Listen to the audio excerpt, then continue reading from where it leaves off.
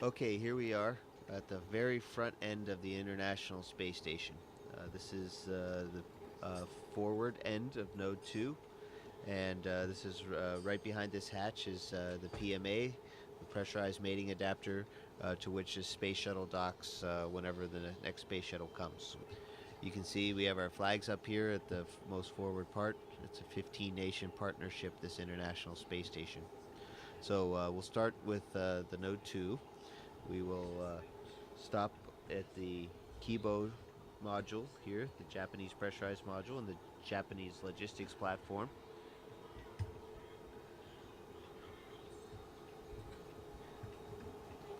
We'll stop back there in a second. We'll take a look in the Columbus module, pride of the European Space Agency, and our pride too. And then you can look down the stack, and you can see several other modules, and even into a little bit into the functional cargo block, the FGB, and then the service module. So it's a really big space station that we got. Welcome to Kibo. Please enjoy and relax in this brand new, the most spacious and quietest room in the ISS.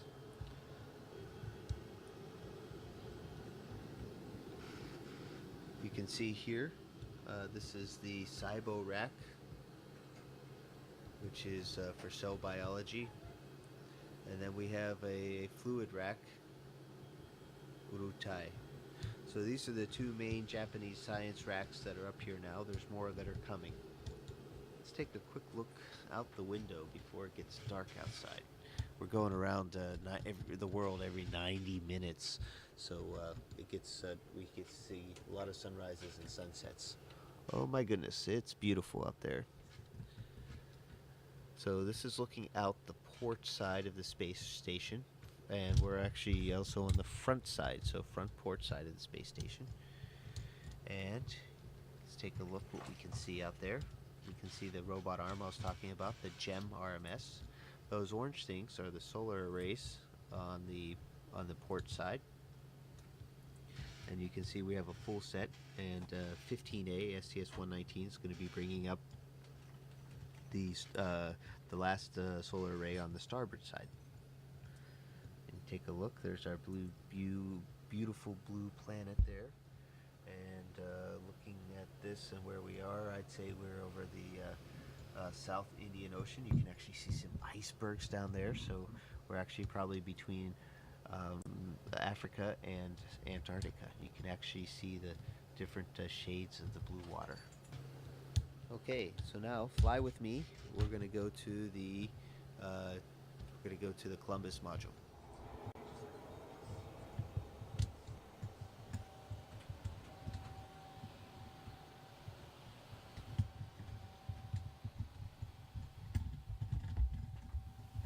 Here we are in the Columbus module.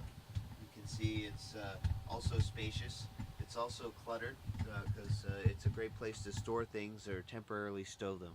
It's not going to be this way forever. We're going to have it nice and clean pretty soon. We're flying back to Node 2. We'll take a quick look what else we have here. We have my work area. It's a little bit cluttered right now, but this is kind of my desk. It doesn't sit out horizontally, but it has everything I need on it. This are my crew quarters right here. You can tell has my name on it.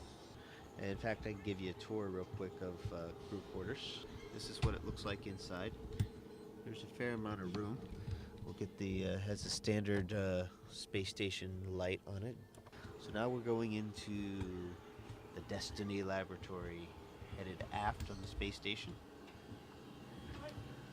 And there's my crewmate, Sandy Magnus. She's getting her exercise in for today. This rack is the oxygen generation system, and we have a few too many things on this rack, and we're in the middle of cleaning it off, not to interfere, but you can see oxygen, we're making oxygen, and when we make oxygen, we're breaking down water into hydrogen and oxygen, and the oxygen comes right out here. The water we're making either comes from the condensate from the air conditioning system, the water that's in the air, or urine. So this is a really neat regenerative life support system. And now we're going to go back into one of the first modules, Node 1, which is also called Unity. These are this is our pond or our wall of water that's down here. We have different kinds of water, and these are called contingency water containers, CWCs. And you can see different kinds. There's water that you can drink, and water that you can use for other things like flush water or generating oxygen. Now here's the airlock. As we go, the Quest airlock.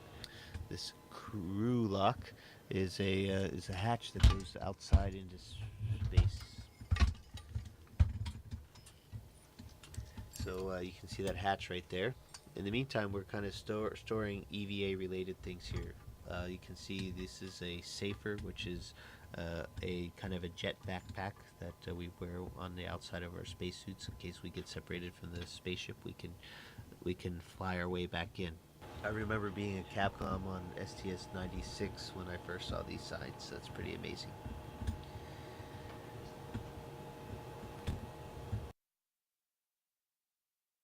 And we're floating into the Russian side of things.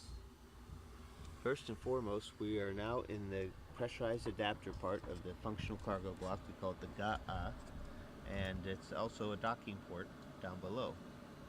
As you carefully look down below, you can see the hatches, and inside that what you can see in front of us is the docking mechanism for the Soyuz. Come on up. It's very compact. There's not a lot of room. Makes it very efficient. Now Yuri's been busy unloading the Progress. We just finished an EVA, so things here in the functional cargo block are very functional right now and very cargo-y. So you can see things are just really full here in the FGB. As we leave the FGB here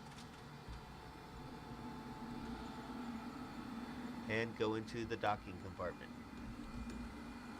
Docking compartment is another one of those vertical looks, and it's a kind of a misnomer. It's not just docking compartment, but it's also a airlock. So Yuri and I went out in these two spacesuits a few weeks ago and went into open space and had a spacewalk. Continuing on down through here, and we'll stop here on the way back, is our Progress cargo vehicle. The Progress is a cargo ship, unmanned, uncrewed, nobody driving, and has the same kind of docking compartment. It's very much based on the Soyuz design, except it doesn't have any re-entry capability. And we're going to take a look outside. And this is the hatch that I opened up and went outside for a spacewalk, and we're looking aft on the space station. There's a ladder, some solar panels. We're looking at the service module, Zvezda, and looking at our beautiful planet Earth. Let's see if we can get a nice little view here of Earth.